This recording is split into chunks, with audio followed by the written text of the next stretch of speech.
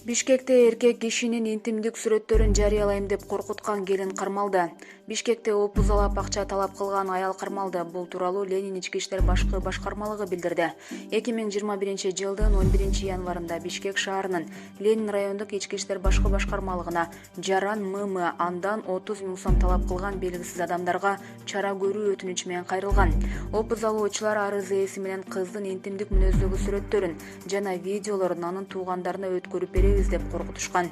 Тергөө иш-чараларынын жана ыкчам изилдөө иш-чараларынын жүрүшүндө шаардагы Ленин райондук ички иштер башкармалыгынын кылмыштуу тобунун кызматкерлери тарабынан 15 000 сом акча каражатын алып жатып кылмышка шектүү 1985-жылы туулган аял кармалды.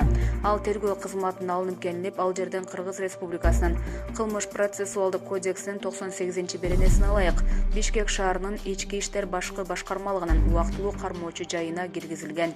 Булак факты KG.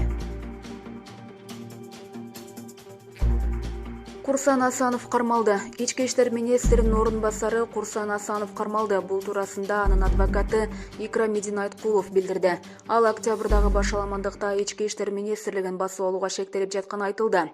Бул иш боюнча ИИМге суракка чакырылып, андан соң тергөөчүнүн чечими менен кармалган. Тергөөчү менин катышуумсуз сурак кылды, деди адвокат. Асановдун кармалганын ички иштер министрлигинин маалымат кызматы да тастыктады. Булак Назарнюс KG. Саламаттык сактоо министрлиги Анжеликанын ден соолугу боюнча маалымат берди.